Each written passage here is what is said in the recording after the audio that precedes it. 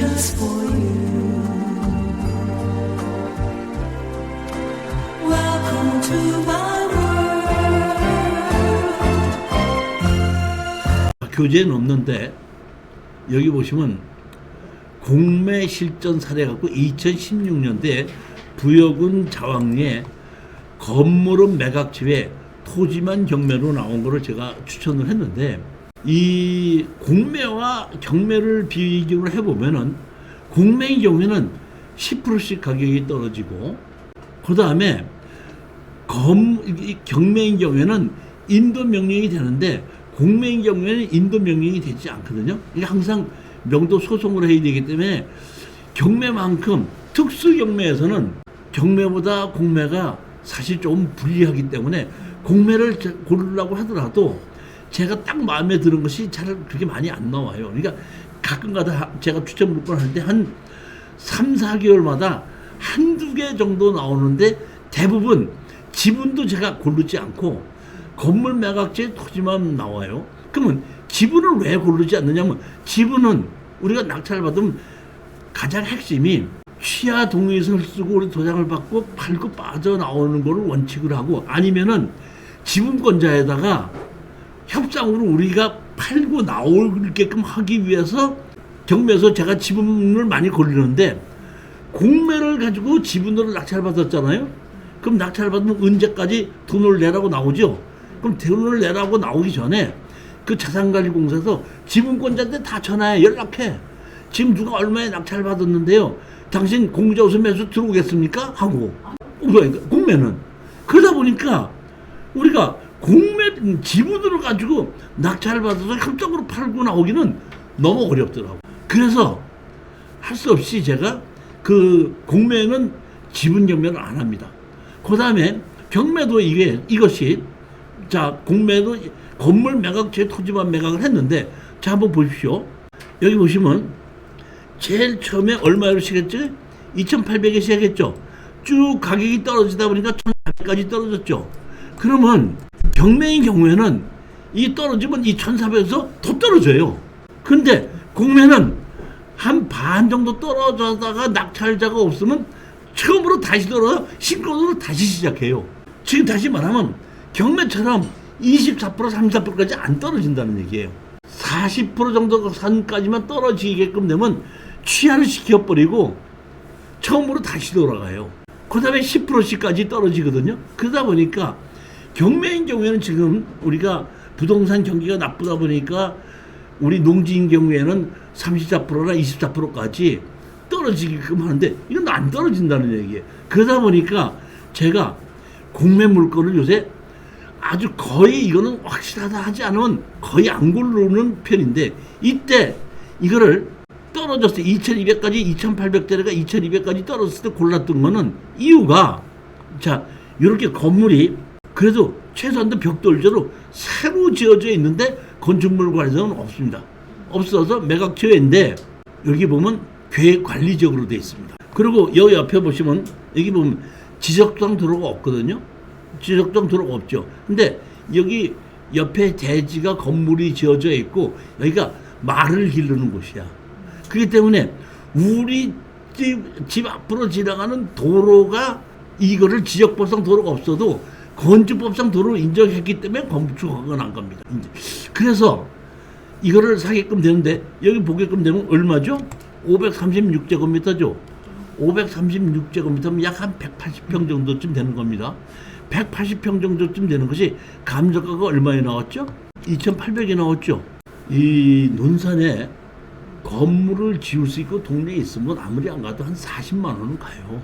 그러면 40만 원 간다, 180만 원, 한 7천 얼마가 가는 거고, 30만 원씩을 잡는다 그래도 한 5,500만 원은 가는 건데, 감정가 자체가 2,800에 시작이기 때문에 너무 낮게 시작했기 때문에, 그래서 이거는 감정가 자체가 낮게 시작했으니까 이 정도의 낙찰을 받아도 팔 수 있겠다 싶은 마음에 입찰에 들어간 건데, 이건 사실은 우리 수강생하고 제가 골랐는데, 투자하자 그래서 저는 이것이 자신이 있기 때문에 이거 나도 3분의 1 투자할게. 그랬더니 그래요?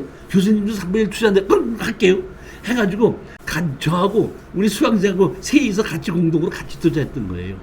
그래서 제가 낙찰을 받고 어떻게 하라 해갖고 그 수강생이 다 가서 처리는 그분이 하고 돈은 다 받고 난 다음에 셋이서 나눠 가졌던 사례입니다, 이게. 근데 우리 수강생들이 나 안 들어간다 모르니까 내가 나하고 같이 들어가자 그러면 잘 들어가. 그래요? 저하고 같이 들어가자면 들어가요? 근데 그렇게 생각하지 마. 왜냐면 지금부터 이거 끝나고 나면 제가 나하고 같이 들어가도 저도 실수를 했기 때문에 실수한 부동산이 제가 나온다니까. 집이 상당히 깨끗한데 여기 뭐가 있죠? 이게 뭐예요? 강아지예요? 염소예요? 염소 같다. 낙찰을 받으려고 현장 답사를 갔는데 집이 비어 있더라고. 집이 비어 있는데 염소는 없어졌고 집이 그 친구랑 이렇게 그대로 다 있어. 다시 말하면 침대도 있고 뭐도 다 있고 싱크대 있고 그대로 다 있습니다. 깨끗하게. 그러니까 얼른 보면 사람이 살고 있던 것 같은 그런 상태고 문도 잠겨져 있지 않고 열려 있어. 가서 보니까 그 깨끗하고 집도 상당히 좋고 그래 좋다. 이거를 입찰에 들어가자. 낙찰을 받고 난 다음에 주인이 누군지는 모르겠잖아. 가장 핵심인 거는 건물이 있는데 건물 주인이 누군지를 알아야지 건물 주인을 상대로 소송을 할 거 아닙니까? 그래서 그 옆에 그 말 있는 길르는 그곳에 가서 물어봤더니 여기 사는 사람 전화번호를 가르쳐 주더라고요. 그래서 그 전화번호를 가지고 전화를 해서 알아내가지고 거기에 대해서 이제 소송을 했더니 거기에 소송한 거에 대한 답변이 온 겁니다. 피고 누구는 이 사건을 2005년 화재가 발생해. 그러니까 이거를 2천만 원 주고 옛날에 샀다는 거예요. 옛날에 200만 원 주고 1993년에 200만 원 주고 샀는데 이 사건이 보면 살다가 불이 나가지고 싹 소실이 돼갖고 2천만 원을 들여서 새로 지었다는 겁니다.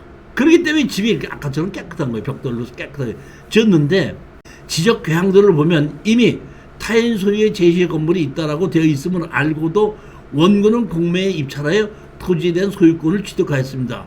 원고가 주장하는 토지의 가격은 2,840만 원이고 근데 원고는 2,469만 원의 낙찰을 받고 과도한 지료를 청구하고 있습니다. 그러니까 낙찰을 받고 건물 철거하고 나가라. 그 다음에 건물 철거하고 나갈 때까지 지료를 달라 소송을 했는데 제가 여기 소장을 한 사람을 나온 사람을 보니까 20대 후반이고 잘 모르다. 그러니까 답변서도 잘못 쓴 거야.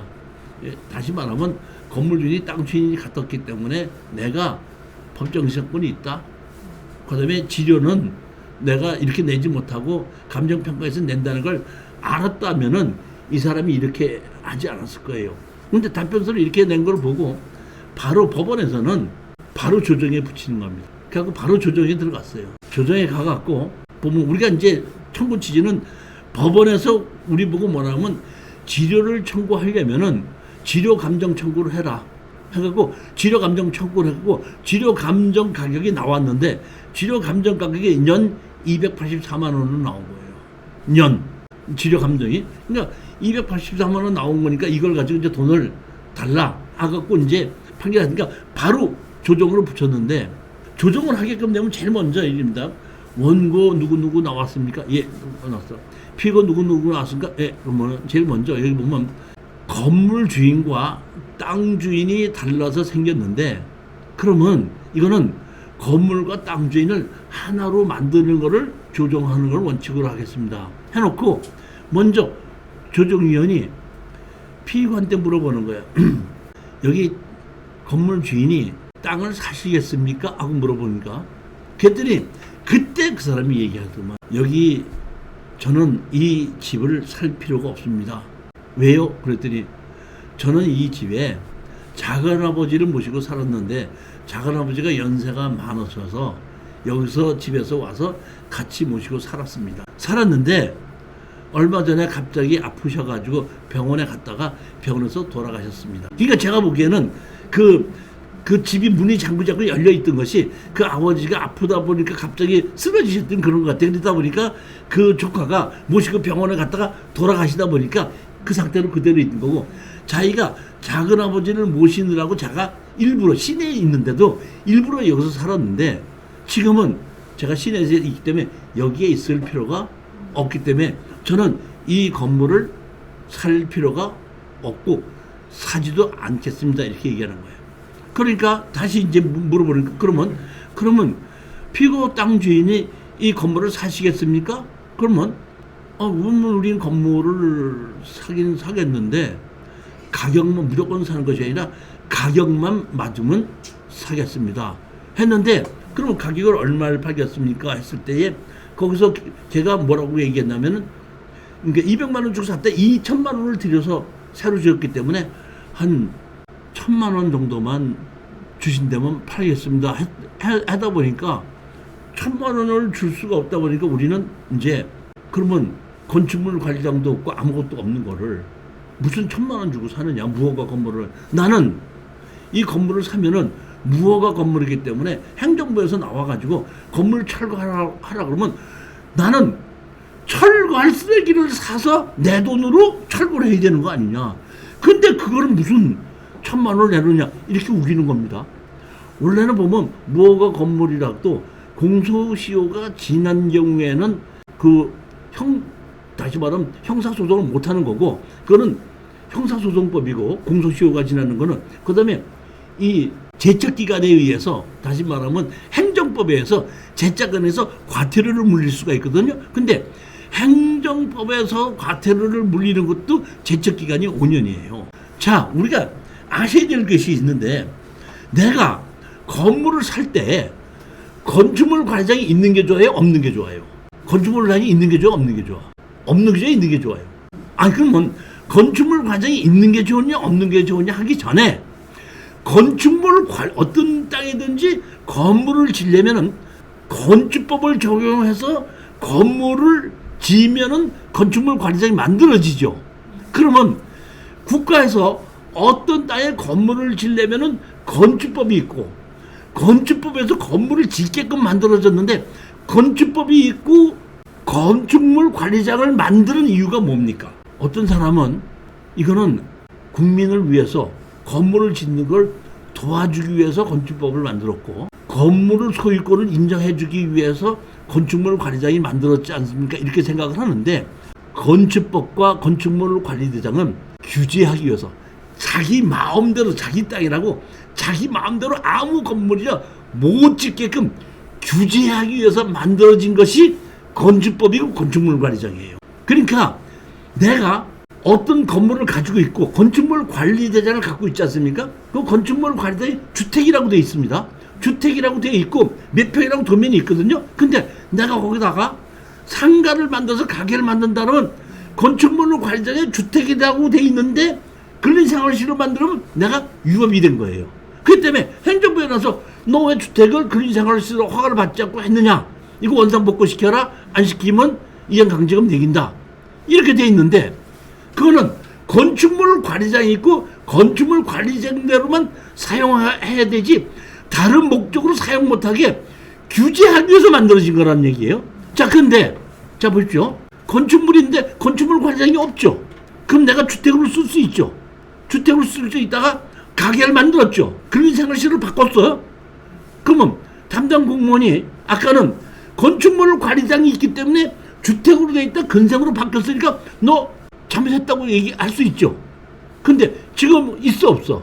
없죠. 그러면 규제를 할 수 있어 없어? 규제를 못 하는 거죠. 그러면 규제를 할 수 있는 거는 그러니까 주택에서 근린생활시로 바꿨을 때 그건 규제를 할 수가 있는데 규제를 할 수 있는 거는 무허가 건물을 지은 거는 규제를 하는 걸 할 수가 있죠. 행정부에서 할 수 있는 건 그거야. 근데 뭐라고 했죠? 5년이 지나면 공소시효가 지난다 그랬죠. 그러니까 형사소송은 안 됩니다. 그럼 형사로 안 되는 건 행정법에 의해서 행정으로 조치를 할 수가 있습니다.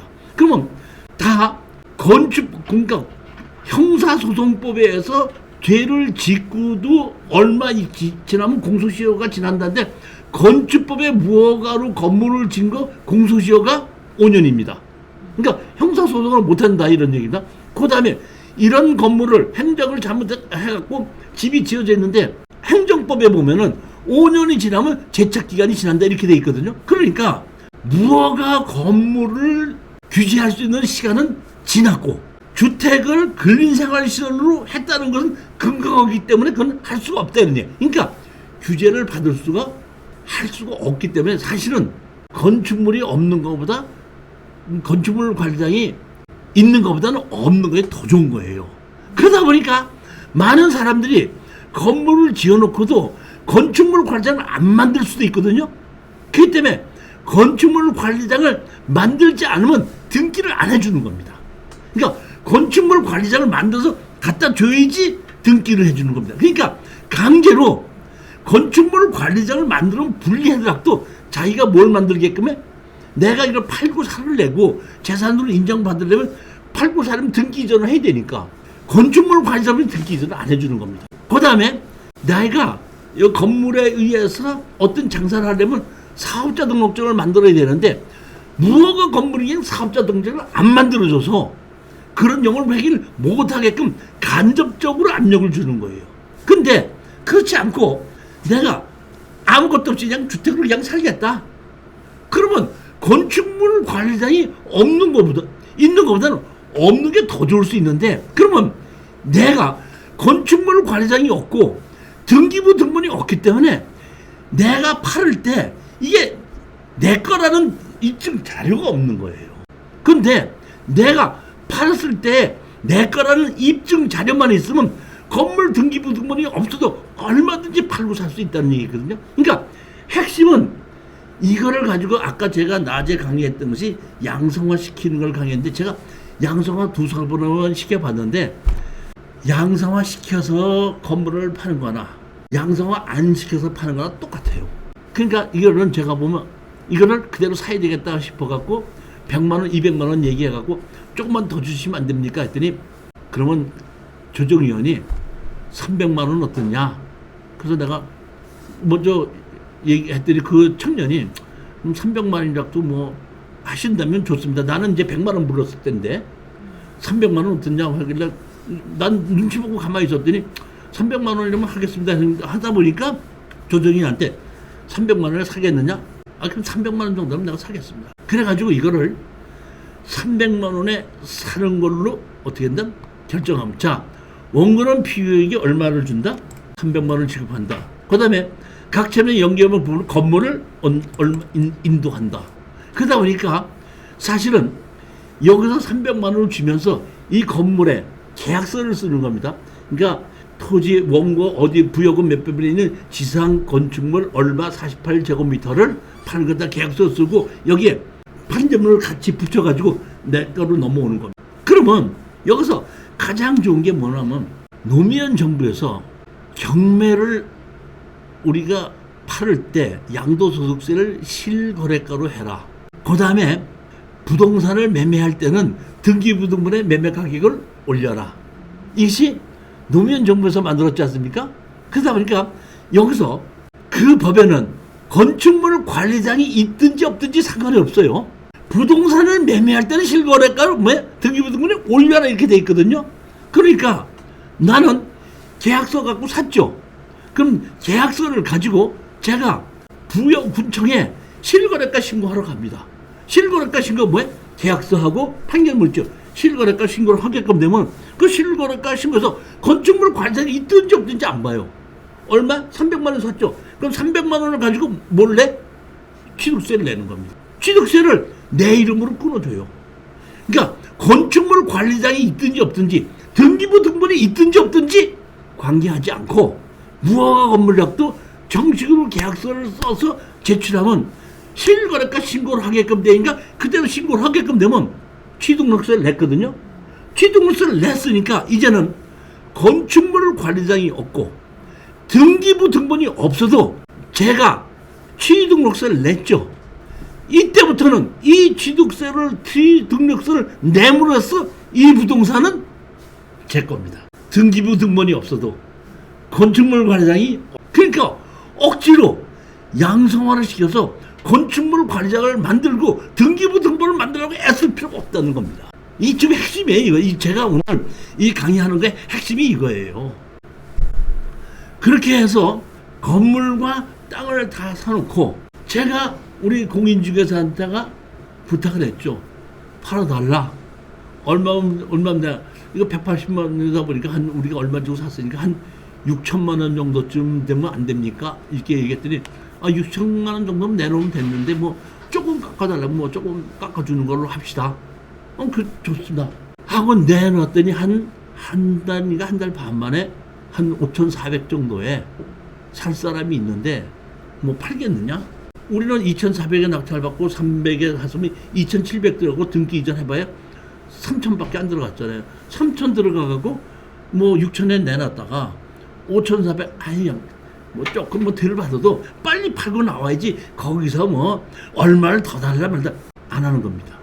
흥정 안 하는 거예요. 우리가 어느 정도 남았다 그러면 그냥 현재 시가가 얼마다는 거 생각하지 말고 내가 그 뭐 3,000 들었는데 2,000 남았어 오케이 하고 빠져나오는 것이 이런 물건이라는 겁니다. 참 제가 희한한 것이 이렇게 우리 수강생들이 이렇게 해서 사는 것이 있다고 해서 그 팔으라고 했는데 우리 낙찰 받았던 수강생들이 가끔가다 그 현시가보다 너무 싸지 않아요? 하고 그 정도는 안 팔래요? 하면은 3년 걸려.